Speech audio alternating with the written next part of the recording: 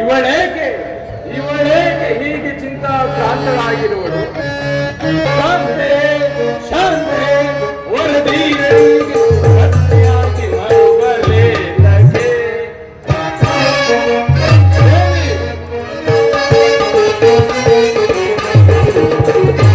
ಶಾಂತೆ ಶಾಂತೆ ವರದೀಯರಿಗೆ ಪತ್ನಿಯಾಗಿ ಮರುಗಲೇಲಗೆ.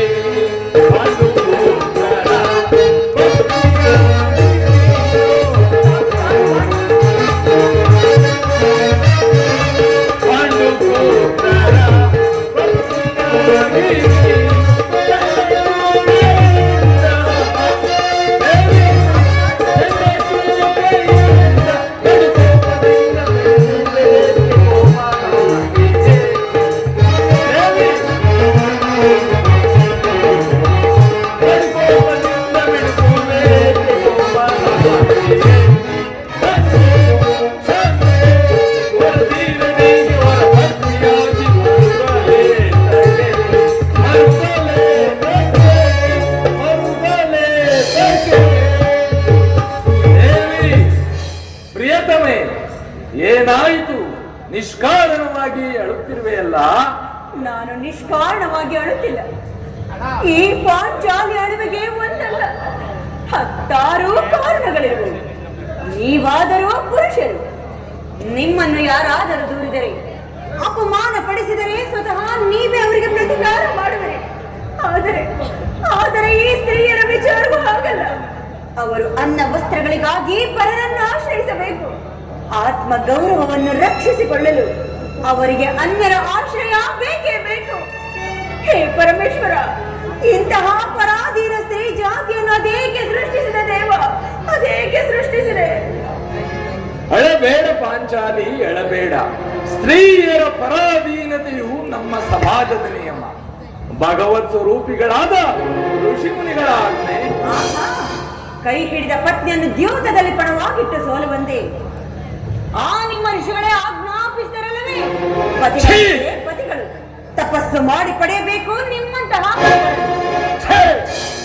ಅಣ್ಣನ ಒಂದು ದಿನದ ಅವಿವೇಕದಿಂದಾದ ಈ ನಿಂದನೆಯು ನಮ್ಮನ್ನು ಸಾಯುವವರೆಗೂ ಬಿಟ್ಟಿದ್ದಲ್ಲ.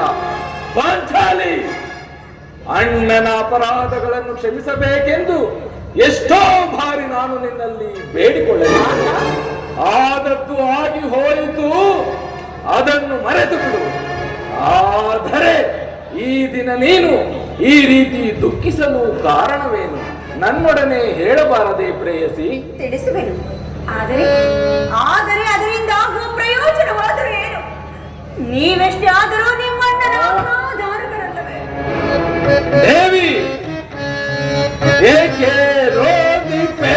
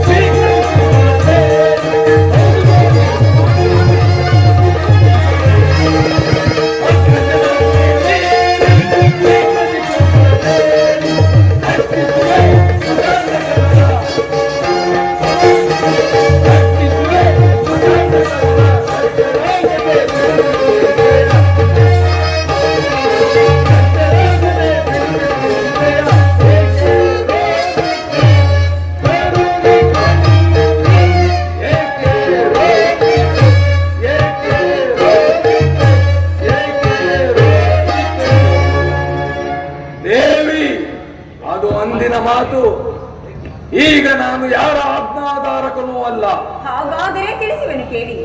ಈ ದಿನ ನಾನು ಹಸ್ತಿನಾಂಬೆಯ ಮಂದಿರಕ್ಕೆ ದೇವಿಯ ದರ್ಶನಕ್ಕಾಗಿ ಹೋಗಿದ್ದೆನು. ಅಲ್ಲಿಗೆ ಆ ದುರಹಂಕಾರಿ ದುರ್ಯೋಧನನ ಪತ್ನಿ ಭಾನುಮತಿಯು ಸಹ ಬಂದಿದ್ದಳು. ಆಕೆಯು ನನ್ನನ್ನು ಕಂಡು, ದ್ರೌಪದಿ, ನಿನ್ನ ಪತಿಗಳು ವಾಸಕ್ಕಾಗಿ 5 ಗ್ರಾಮಗಳನ್ನು ಬೇಡಲು ದೂತರನ್ನು ಆಸ್ಥಾನಕ್ಕೆ ಕಳುಹಿಸಿದರು. ಇನ್ನೇನು ಸಂಧೆಯಾಗುವುದು. ಆಗಲಾದರೂ ಈ ನಿನ್ನ ಬಿಚ್ಚಿದ ಕೇಶರಾಶಿಯನ್ನು ಮಡಿಗಟ್ಟುವೆಷ್ಟೇ ಎಂದು ಕೇಕೆ ಹಾಕಿ ಅಪಹಾಸ್ಯ ಮಾಡಿ ನಕ್ಕಳು ಸ್ವಾಮಿ, ಅಪಹಾಸ್ಯ ಮಾಡಿ ನಕ್ಕಳು. ಅಳಬೇಡ ಪಾಂಚಾಲಿ, ಅಳಬೇಡ. ಏನು ಆ ದುರ್ಯೋಧನನೊಡನೆ ಪುನಃ ಅರ್ಜುನನು ದ್ವಾರಕೆಯಿಂದ ಹಿಂದಿರುಗಿದ ಕೂಡಲೇ ಹೀಗಾಗುವುದೆಂದು ನಾನು ನಿಶ್ಚಯಿಸಿದೆ. ಅದಿರಲಿ, ರಾಯಭಾರಕ್ಕೆ ಹೋದವರ್ಯಾರು? ಮತ್ತಿನ್ನಾರು, ನಮ್ಮ ಅಣ್ಣರಾದ ಶ್ರೀಕೃಷ್ಣ ಪರಮಾತ್ಮರಲ್ಲವೇನು?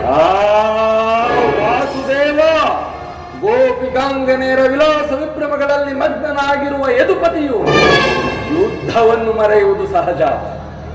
ಆದರೆ ಈ ಭೀಮಸೇನನು ಮಾತ್ರ ಆತುರದಿಂದ ಯುದ್ಧವನ್ನು ನಿರೀಕ್ಷಿಸುತ್ತಿದ್ದಾನೆ. ಅದಿರಲಿ ಪಾಂಚಾಲಿ, ಆ ಭ್ರಷ್ಟ ಭಾನುಮತಿಗೆ ಏನೆಂದು ಉತ್ತರವನ್ನು ಕೊಟ್ಟೆ? ಅವಳ ಪ್ರಶ್ನೆಗೆ ಸರಿಯಾದ ಉತ್ತರವನ್ನೇ ಕೊಟ್ಟಿರುವೆನು. ಏನೆಂದು?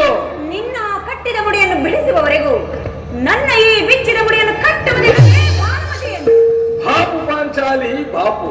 ನೀನು ನಮ್ಮೊಡನೆ ಕದನವಾಡುವುದರಲ್ಲಿಯೇ ನಿನ್ನ ಚತುರತೆಯನ್ನು ಮುಗಿಸಿದ್ದೆ ಎಂದು ಭಾವಿಸಿದ್ದೆ. ಆದರೆ ನನ್ನಂತೆ ನಿನಗೂ ಸ್ವಲ್ಪ ರೋಷ, ಕೋಪ ಇದೆ. ಈ ಸಂತೋಷದ ಸಮಯದಲ್ಲಿ ಪಾಂಚಾಲಿ, ಬಾ, ಈ ನನ್ನ ತೊಡೆಯ ಮೇಲೆ ಕುಳಿತುಕೋ. ಕುಳಿತುಕೋ ಪಾಂಚಾಲಿ.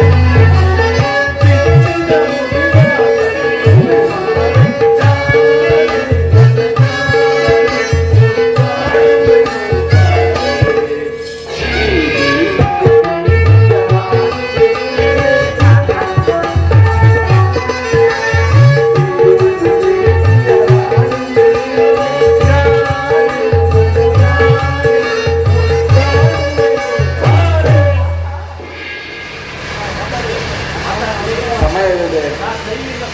ಹೌದಾ? ಪಾಂಚಾಲಿ ಗುರುಕುಲಾಂತಕ ಹೇಳಿ.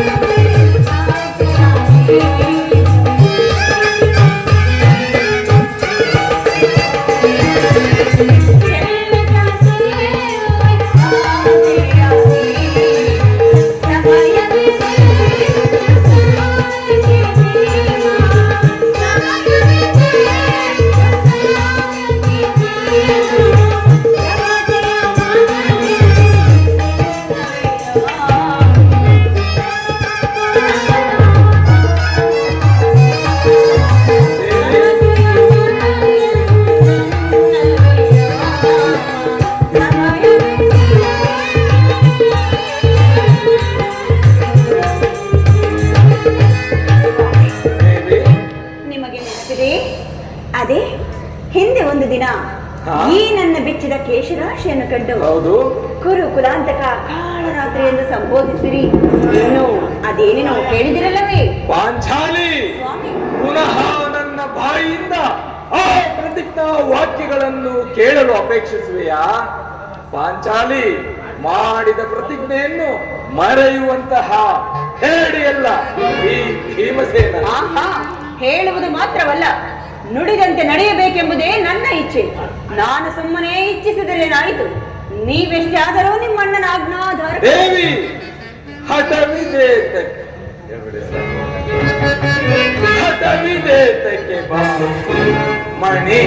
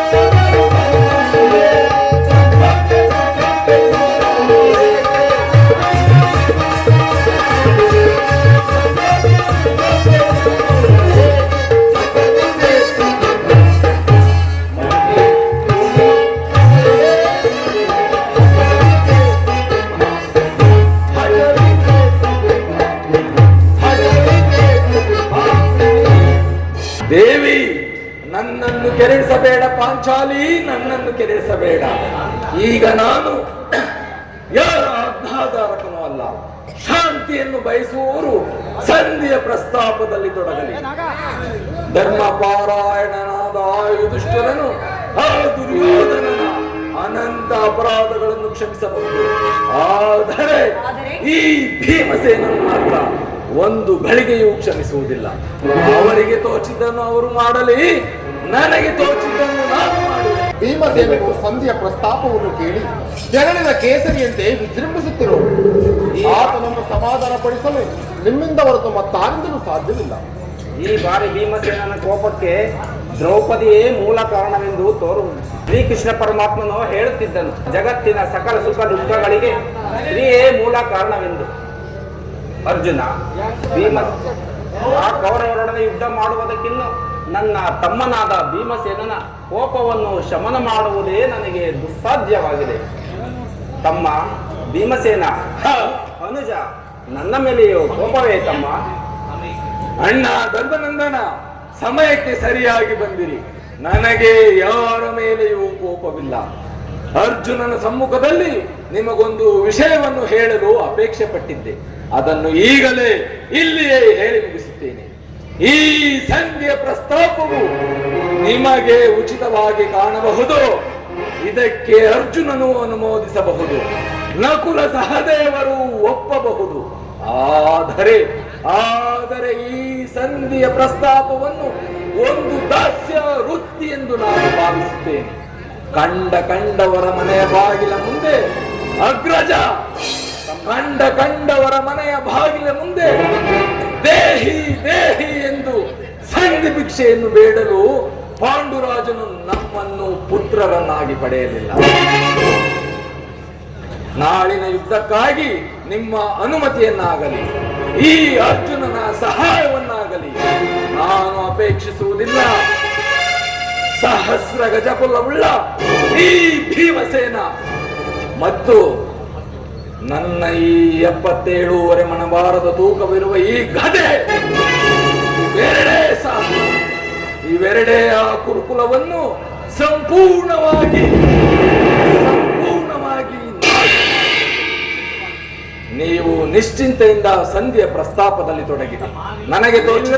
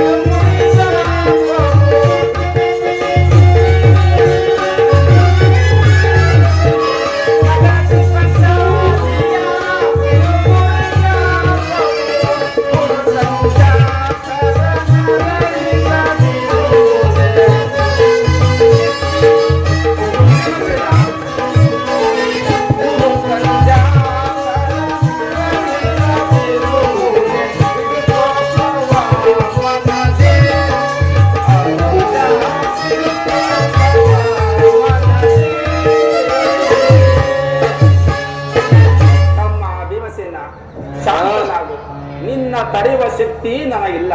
ಕೋಪ ಮಾಡಬೇಡ ಅಣ್ಣ. ಧರ್ಮದವರು ನಮ್ಮೆಲ್ಲರಿಗಿನ್ನ ಹಿರಿಯರು. ಆತನ ಮಾತಿಗೆ ವಿರುದ್ಧವಾಗಿ ನಡೆಯುವುದು ಅನುಚಿತ. ಏನು ಹೇಳುವೆ ಪಾಂಚಾಲಿ?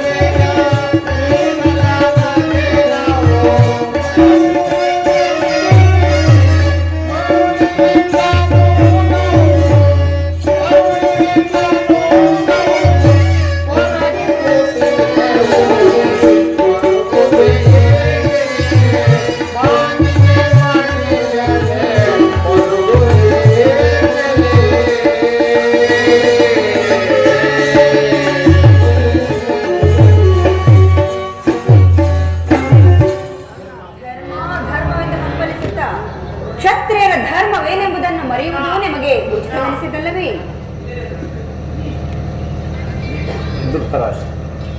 ಏನಿದು ಕೋಲಾಹಲ? ಅರ್ಜುನ, ನನಗಿನ್ನಿಲ್ಲಿರಲು ಸಾಧ್ಯವಿಲ್ಲ. ಈ ನಿಮ್ಮ ಅಪೌರುಷ ವರ್ತನೆಯ ಪುರಸ್ಕಾರವು ನಿಮಗೆ ಇರಲಿ. ಪ್ರತಿಜ್ಞೆಯಂತೆ ನಡೆಯುವ ಸ್ವಾತಂತ್ರ್ಯ ನನಗಿರಲಿ. ಸ್ವಲ್ಪ ನಿಲ್ಲಿ. ಅದು ಯದುಪತಿಯು ನಮ್ಮನ್ನು ನೋಡಿ ನಗುತ್ತಾ ಇತ್ತ ಕಡೆಯೇ ಬರುತ್ತಿರುವರು. ಅಣ್ಣ, ಪಾಂಡವರ ಪ್ರಣಾಮವನ್ನು ಸ್ವೀಕರಿಸುವ ವಾಸುದೇವ. ವಿಜಯಾಲಿಯಾಗುವು ಧರ್ಮನಂದನ. ಪರಮಾತ್ಮ, ಓದ ಕಾರ್ಯವೇನಾಯಿತು? ಓದವರು ಯಾರು? ಕೃಷ್ಣನಲ್ಲವೇ? ಮುಂದೇನು ನಡೆಯಿತು? ಎಲ್ಲವೂ ತಕ್ಕ ರೀತಿಯಲ್ಲಿ ನಡೆಯಿತು. ಸಂಧಿಯ ವಿಚಾರವು ನಡೆಯಿತು. ಅದು ನಡೆಯಿತು. ಪಾಂಚಾಲಿ, ನನಗಿನ್ನಿಲ್ಲಿರಲು ಸಾಧ್ಯವಿಲ್ಲ. ನಾನಿನ್ನು ಬರುತ್ತೇನೆ. ಸ್ವಾಮಿ, ಸ್ವಲ್ಪ ನಿಲ್ಲಿ. ನಮ್ಮಣ್ಣನ ಮಾತು ಮುಗಿಯಲಿ. ಆ ನಿಮ್ಮಣ್ಣನ ಮಾತುಗಳು ಮುಗಿಯುವಷ್ಟರಲ್ಲಿ ನನ್ನ ಧರ್ಮಯು ಮುಗಿದು ಹೋಗುತ್ತದೆ. ಪರಮಾತ್ಮ, ಮುಂದೇನಾಯಿತು? ಎಲ್ಲವೂ ತಕ್ಕ ರೀತಿಯಲ್ಲಿ ನಡೆಯಿತು. ನಾನಿನ್ನು ದೊರೆಯಲಾರೆ ರುಕ್ಮಿಣೀಪತಿ. ನಿನ್ನ ಈ ಸಮಸ್ಯೆಯ ಮಾತುಗಳು ನನಗೆ ಬೇಡ. ಅಗ್ರಜನ ಅಪೇಕ್ಷೆಯಂತೆ 5 ಗ್ರಾಮಗಳಿಗೆ ಸಂಧಿ ಆಯಿತೆ, ಅದನ್ನು ಹೇಳು. ನಾನೋದುದು ಹೊಲಕ್ಕೆ ಅಲ್ಲವೇ ಭೀಮಸೇನ? ಈಗ ತಿಳಿಯಿತು ಕೃಷ್ಣ, ಈಗ ತಿಳಿಯಿತು ನಿನ್ನೀ ಅಭಿಮತ. ಅಂದು ಅಜ್ಞಾತವಾಸದ ನೆಪದಲ್ಲಿ ಅರ್ಜುನನು ಕೈಗಳಿಗೆ ಬೆಳೆಕೊಟ್ಟನು. ಸರಿ, ಇಂದು ಈ ಸಂಧಿಯ ಪ್ರಸ್ತಾಪದಿಂದ ನಮ್ಮೈವರಿಗೂ ಸೀರೆಯನ್ನು ಉಡಿಸಬೇಕು. ಯಾದವಾಗ್ರಣಿ, ಈ ಪಾಂಡುಪುತ್ರರ ಮೇಲೆ ನಿನಗೆ ಇಷ್ಟು ಆಕ್ರೋಶ? ನಿನಗೆ ಇಷ್ಟೊಂದು ಅಸಹನೆ ಏಕೆ? ಇಷ್ಟೊಂದು ಕೋಪ ಇಳಿದಿದ್ದರೆ ಅಸಹನೆ ಏಕೆ? ಸ್ವಲ್ಪ ಸಮಾಧಾನ ತಂದುಕೊಂಡು ನನ್ನ ಮಾತನ್ನು ಕೇಳು ಭೀಮಸೇನ. ಇದು ಹೆಚ್ಚಿಗೆ ನಿನಗೆ ಸಂಬಂಧಪಟ್ಟ ವಿಚಾರ. ಈ ಸ್ವಾಭಿಮಾನ ಶೂನ್ಯತೆ ಸಂಧಾನದೊಡನೆ ಈ ಪ್ರಚಂಡ ಪ್ರೇಮನಿಗದೆಂತಹ ಸಂಬಂಧ ಇರುವುದಯ್ಯ? ಅತ್ಯಂತ ನಿಕಟವಾದ ಪರಮಾತ್ಮ, ಸಂಬಂಧವಿರುವುದು. ಪರಮಾತ್ಮ, ರಾಜ್ಯಸಭೆಯಲ್ಲಿ ಮುಂದೇನು ನಡೆಯಿತು? ಎಲ್ಲವೂ ತಕ್ಕ ರೀತಿಯಲ್ಲೇ ನಡೆಯಿತು. ನಿಮ್ಮ ಸಂದೇಶವನ್ನು ತಿಳಿಸಿದನು. ಅವರೆಲ್ಲರೂ ಒಪ್ಪಿದರು. ಭೀಷ್ಮ, ದ್ರೋಣ, ಆ ದುರ್ಯೋಧನ, ಆತನೂ ಸಹ. ನನಗಿನ್ನಿಲ್ಲಿರಲು ಕೆಲಸವಿಲ್ಲ ಕೃಷ್ಣ. ಈ ದುರ್ವಾರ್ತೆಯನ್ನು ನೀನು ನಮಗೆ ತಿಳಿಸಬೇಕೆಂಬುದು ನಿನ್ನ ಇಚ್ಛೆ ಆಗಿತ್ತು. ಅದನ್ನು ಸಾಧಿಸಿದೆ. ಚೆನ್ನಾಗಿ ಸಾಧಿಸು. ಸಹೋದರರೇ, ಈ ನಿಮ್ಮ ಅಪೌರುಷ ವರ್ತನೆಯ ಪುರಸ್ಕಾರವನ್ನು ನೀವೇ ಭಂಜಿಸಿರಿ. ಇದರಲ್ಲಿ ಈ ಪ್ರಚಂಡ ಭೀಮನು ಯಾವ ಪಾಲನ್ನು ಕೇಳುವುದಿಲ್ಲ. ಯಾಜ್ಞಸೇನಿ, ನೀನು ನಿರಾಶರಾಗಬೇಡ. ಈ ಭೀಮನು ಬದುಕಿದ್ದರೆ ನಿನ್ನ ಸೇಡನ್ನು ತೀರಿಸದೆ ಬಿಡೆನು. ನಾನಿನ್ನು ಬರುವೆ. ನೀನು ನಿಜವಾಗಿಯೂ ಹಿಡಿದಾಪತಿಯೇ ಸರಿ.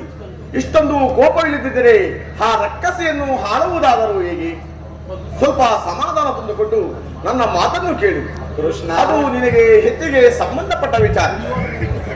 ದುರ್ಯೋಧನನು ನಿನಗೆ ಒಂದು ಸಂದೇಶವನ್ನು ಕಳಿಸಿರುವನು. ಆ ದುರ್ಯೋಧನನ ಸಂದೇಶ? ಹಾಗಾದರೆ ಅದು ಸಂಧಿಯಾಗಿರಲಾರದು. ಹೇಳು ಕೃಷ್ಣ, ಏನು ಆ ದುರ್ಯೋಧನನ ಸಂದೇಶ? ಆ ಸಂದೇಶವನ್ನು ಕೇಳುವ ಇಚ್ಛೆ ಇದ್ದರೆ ನನ್ನ ಬಳಿಯಲ್ಲಿ ಕೈಕಟ್ಟಿಕೊಂಡು ಕುಳಿತುಕೊಳ್ಳು. ಆಗುವುದಿಲ್ಲ, ನೀನಲ್ಲಿಯೇ ಹೇಳಿಬಿಡು.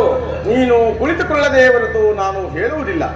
ಈ ಪರಿಹಾಸ್ಯವೇಕೆ ಕೃಷ್ಣ? ಇದು ಪರಿಹಾಸ್ಯವಲ್ಲ ಭೀಮಸೇನ. ನಿನ್ನನ್ನು ಕಂಡರೆ ನನಗೆ ಅಷ್ಟೊಂದು ಭಯ. ಹಾಗೆ ನನ್ನ ಗದೆಯನ್ನು ಕ್ಷಣಕಾಲ ಬದುಗಿರಿಸಿ ನನ್ನ ಬಳಿಯಲ್ಲಿ ಕೈಕಟ್ಟಿಕೊಂಡು ಕುಳಿತುಕೋ. ಸರಿ ಕೃಷ್ಣ, ನಿನ್ನಿಚ್ಛೆಯಂತೆ ಕುಳಿತುಕೊಳ್ಳು. ಕೋಪ ಮಾಡುವುದಿಲ್ಲವಷ್ಟೇ. ಹಾಗೆಯೇ ಆಗಲಿ. ಹಾಗಾದರೆ ನೀನು ನನ್ನ ಬಂದಿ. ಅದು ಕ್ಷಣಕಾಲ ಮಾತ್ರ. ಅರ್ಜುನ, ಕ್ಷಣಕಾಲ ಇದನ್ನು ಬದುಗಿರಿಸು. ಯಾಜ್ಞಾಸೇನಿ, ನಾನು ಹೇಳಿದಂತೆ ಮಾಡುವೆಯಾ? ನಿಮ್ಮ ಮಾತನ್ನು ಎಂದಾದರೂ ಮೀರಿರುವೆನೇ ಅಣ್ಣ? ಹಾಗಾದರೆ ತೆಗೆದುಕೋ ಈ ಹಗ್ಗವನ್ನು. ಈ ಹಗ್ಗದಿಂದ ನಿನ್ನ ಪತಿಯ ಕರಗಳನ್ನು ಬಂಧಿಸು. ಇದೇನು ಪರಿಹಾಸ್ಯವೇ ಅಣ್ಣ? ಇದು ಪರಿಹಾಸ್ಯವಲ್ಲ ತಂಗಿ. ನೀನು ಶತ್ರುಗಳ ಎಡಬುರಿ ಕಟ್ಟುವುದರಲ್ಲಿ ಮಹಾಪಂಡಿತೆ ಇದ್ದೆ. ಹಾಗೆ ನಿನ್ನ ಪತಿಯ ಕರಗಳನ್ನು ಬಂಧಿಸಲು ಬರುವುದೋ ಇಲ್ಲವೋ ನೋಡೋಣ. ದ್ರೌಪದಿ, ಕೃಷ್ಣನು ಹೇಳಿದಂತೆ ನನ್ನ ಕರಗಳನ್ನು ಬಂಧಿಸು. ಹಾಗೆ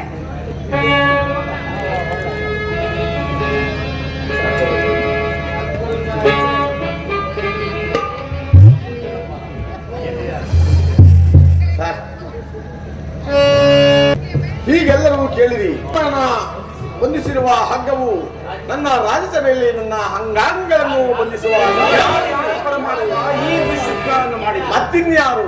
ದುರಾಭಿಮಾನಿಯಾದ ದುರ್ಯೋಧನನು ಆಜ್ಞೆ ಮಾಡಿದನು, ದುರಾಚಾರಿಯಾದ ಆ ದುಶ್ಯಾಸನನು ಇಂತಹ ಕಾರ್ಯವನ್ನು ಮಾಡಿದನು. ಅವರನ್ನು ಬಿಟ್ಟರೆ ಮತ್ತಿನ್ಯಾರಿಂದ ಸಾಧ್ಯ? ದುರುಳರು ಈ ಪರಿಗೈದರೆ ದುರುಳರು ಈ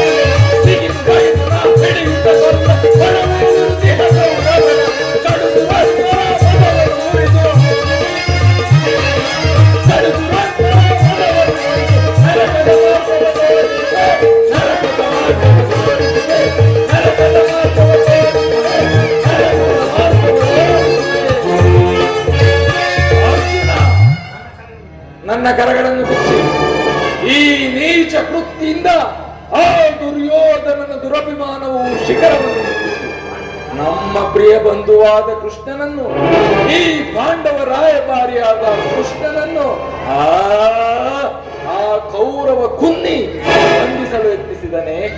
ಬಾಣನ ಕರಗಳನ್ನು ಬಿಚ್ಚು ಅರ್ಜುನ. ಅಷ್ಟು ಮಾತ್ರವಲ್ಲ,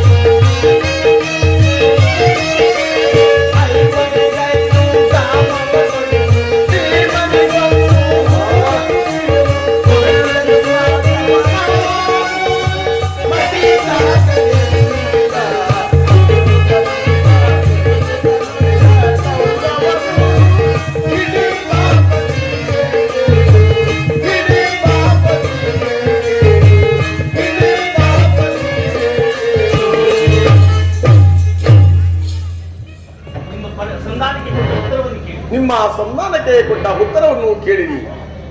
ನೀವು ರಾಜ್ಯವನ್ನು ಬಯಸುವುದಾದರೆ ಅದು ದೊರಕುವುದು ರಣಾಂಗಣದಲ್ಲಿ, ಶಸ್ತ್ರಾಸ್ತ್ರಗಳ ಆಸ್ಥಾನದಲ್ಲಿ, ವೀರರತಿಕರ ಘೋಷದಲ್ಲಿ. ಒಂದು ಗೋಪಾಲದ ಭೂಮಿಯಲ್ಲಿ ಒಂದು ಮುಳ್ಳು ಮುರಿಯುವಷ್ಟು ಜಾಗವನ್ನು ಕೊಡುವುದಿಲ್ಲ. ಹಾಗಾದರೆ ನಮಗೆ ಉಳಿದಿರುವುದು ಒಂದೇ, ಅದು ಯುದ್ಧ. ನಾನೆಂದಿಗೂ ಯುದ್ಧವನ್ನು ಬಯಸಿದನಲ್ಲ, ಶಾಂತಿ ಸಂಧಾನಕ್ಕಾಗಿ ಸರ್ವ ಪ್ರಯತ್ನವನ್ನು ಮಾಡಿದೆನು. ಅಗ್ರಜ, ಭಾನನ ಕರಗಳನ್ನು ಬಿಚ್ಚು. ಧನಂಜಯ, ಭಾನನ ಕರಗಳನ್ನು ಬಿಚ್ಚು. ಯಾರೂ ಬಿಚ್ಚುವುದಿಲ್ಲವೇ? ಯಾರೂ ಬಿಚ್ಚುವುದಿಲ್ಲವೇ? ನಾನೇ ಬಿಚ್ಚಿಕೊಳ್ಳುತ್ತೇನೆ.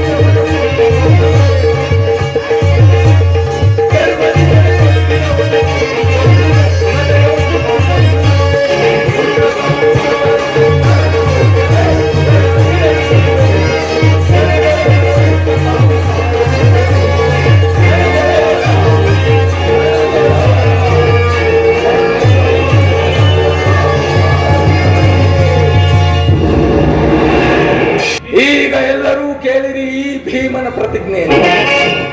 ನಾನು ವೀರ ವಾಯುನಂದನನ ಅಂಶದಿಂದ ಜನಿಸಿದ್ದೇ ಸತ್ಯವಾಗಿದ್ದರೆ ಕೃಷ್ಣ ವೀರ ಮಾತೆಯಾದ ಕುಂತಿ ದೇವಿಯ ಸ್ತನಪಾನವನ್ನು ಮಾಡಿದ್ದೇ ನಿಜವಾಗಿದ್ದೆ.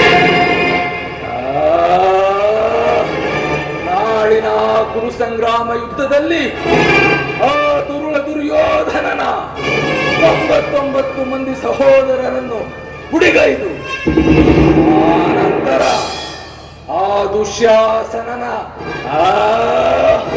ಒಡೆದಂಬಗೆದು ಅವನ ಗುಂಡಿಗೆ ಬಿಸಿ ರಕ್ತದಿಂದ ಪಾಂಚಾಲಿಯ ಬಿರುಮುಡಿಗಳನ್ನು ಕಟ್ಟಿಸುವೆನು ಕೃಷ್ಣ.